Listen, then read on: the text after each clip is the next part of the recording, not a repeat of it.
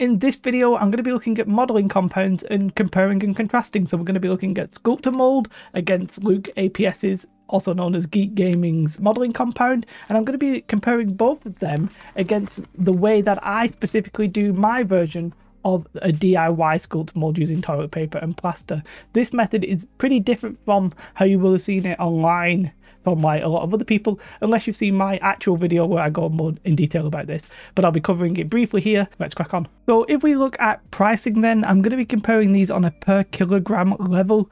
Now we'll start off with Geek Gaming's modelling compound because it's the easiest. They sell a 1 kilogram bag at £9.45. Now you're going to have regional pricing differences. So, you know, if you're in the US, you might be able to get these at a different price. It's just the way it is. For Sculptor Mold, a bag is £11.18 on Amazon. And your instinct might be to say that's actually higher. But in actual fact, that's for 1.33 kilograms, which as a 1 kilogram ratio is actually £8.40 per kilogram. So it's actually a little bit cheaper than the Geek Gaming stuff. Now, the cheapest of all is to make your own, because I think you can get about a 1 kilogram bag of plaster for approximately £3.50, and then let's say 50p for some toilet roll. You won't need much indeed. Before we start, we're going to look at Sculptor Mold and modelling compound just on a little bit of XPS, just completely dry. Now what you'll notice for the Sculptor Mold, it's very white, it's very powdery, it's pretty consistent to be fair, whereas for the Geek Gaming modelling compound, what you'll notice is that it's basically plaster with a bit of like grey paper in it. Now I believe this paper may be thermoflock, which is sort of like recycled paper, so it's got like bits of red in it and bits of blue in it, just very tiny small amounts, but you can sort of see it just by looking at it. Now does that really affect the product? Maybe in some ways, but not really, I don't think. So what I'm going to do is take some XPS foam, create a little test piece for each one, mix some of the compound or whatever you want to say, and just stick it against this XPS foam and try and make like a smooth ledge. And I'm going to go for like as smooth as possible. I'm actually going to start with my DIY mix because it's a little bit different from other people's. For this mixture, what I'm going to do is mix up just some plaster of Paris first with water, and you sort of want it to be a little bit runnier than usual. So generally for plaster, they'll say like a 2:1 ratio. In this case, I'm maybe doing like a 2.5:1 ratio, and that's 2.5 parts plaster to 1 part water.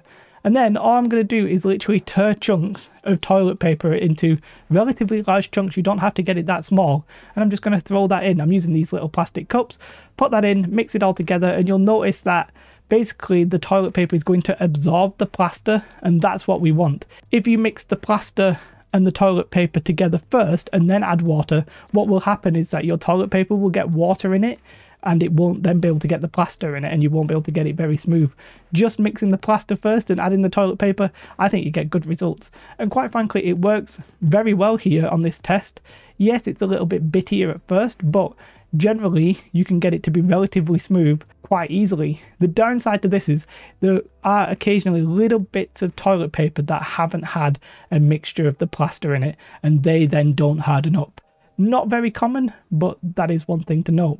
You can smooth this very easily, I think. With a bit of water, I find this one to probably be the easiest to smooth. And then on to Sculptor Mold. The texture of the Sculptor Mold is very fine. It feels like quite smooth and not very bitty at all. It's very easy to work with in that sense.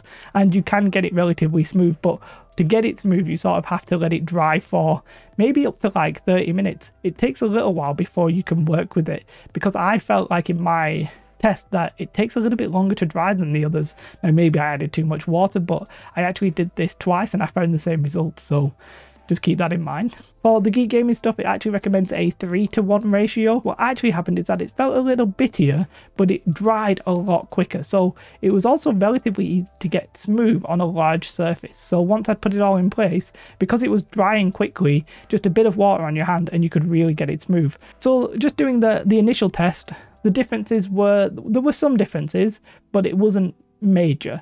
The Sculptor Mold was smoother, the modelling compound dried quicker. The actual DIY version was sort of like in between the two. It was perhaps maybe in the end a little bit smoother than the modelling compound, but it didn't dry as quick as that, and it wasn't as smooth as Sculptor Mold, but again, it did dry quicker than Sculptor Mold. Because of the thermoflock having a little bit of a grey tint to it, I was a bit worried about leopard spotting. So what I did is I mixed up some really cheap black wash, just literally paint and water, and I just leopard spotted my little test. Now obviously there's not much detail in there, so it's not a very realistic test, and that worked completely fine as you would expect. But on the modelling compound, if I look very closely, I can occasionally see little dots of red or blue, which may be a problem, but the fact really is that it's actually such a small quantity that you'd be using on your hills that I don't think it would be an issue. So I did a little test with this little wargaming hill that I've been making. I wanted to use all three and just see what my thoughts and feelings were. Initially I was just going to use the products to cover the gap between my plaster hills and the like XPS, but I actually went a little bit further with two of them. So for the Sculptor Mold, it worked completely as you'd expect. You can cover up the gaps completely fine. I got a bit confident with it though, and I did feel like I could get it into really small crevices, which was a positive for the Sculptor Mold. Now with the modelling compound, I wasn't really as confident putting it into the little tiny gaps, so I just used it to bulk up the areas rather than to try and fill in the gaps between any of my plaster molds.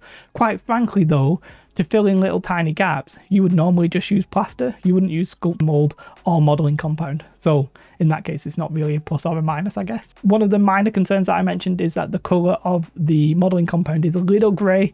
So if you are going to leopard spot, you might have a little bit of a disparity between the plaster colour of your hills and the modelling compound. For the DIY version of this, all I did was really mix up a bit of plaster and only add a very small amount of the toilet paper because I knew I only needed it to fill in a few little gaps and smooth it over. I didn't want very thick texture.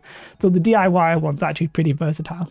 Small disclaimer, I have actually spoken to Luke just in general about like YouTube and stuff like that.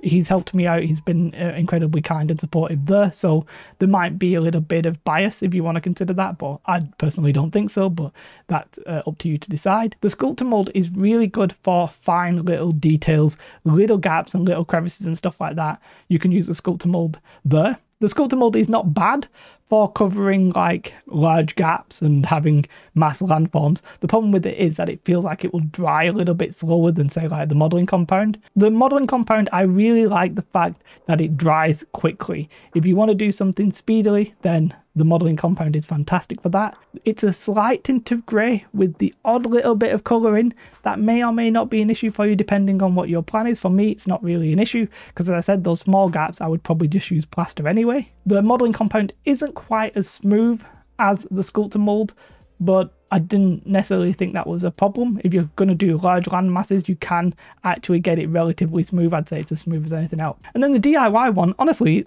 I didn't expect the DIY one to compare so strongly. That little thing of actually mixing the plaster first and literally large chunks of the toilet tissue. The finer you can do, the better. Just mixing it in. Really quite versatile. It's good for smallerish details and it's not bad for just chunking up like large land masses. It's not quite as easy to work with as probably either of them, but it's decent, and for the price of that one where it's actually just you need some cheap plaster, well yeah, I actually think it's quite good. Personally, I think they all have a place. If money is an issue, then just buying some plaster of Paris and mixing in toilet paper I think will actually get you a long way. And then if money is less of a concern, you can probably buy both. I actually would recommend buying both. Sculptor Mold for like the finer details between rocks and stuff like that, but I would then use modelling compound for the large area coverings because it's going to dry quicker and it's just easier to work with in that sense. Thank you to my Patreons. I do appreciate your continued support. Honestly, it means so much. Have a most beautiful day. Goodbye.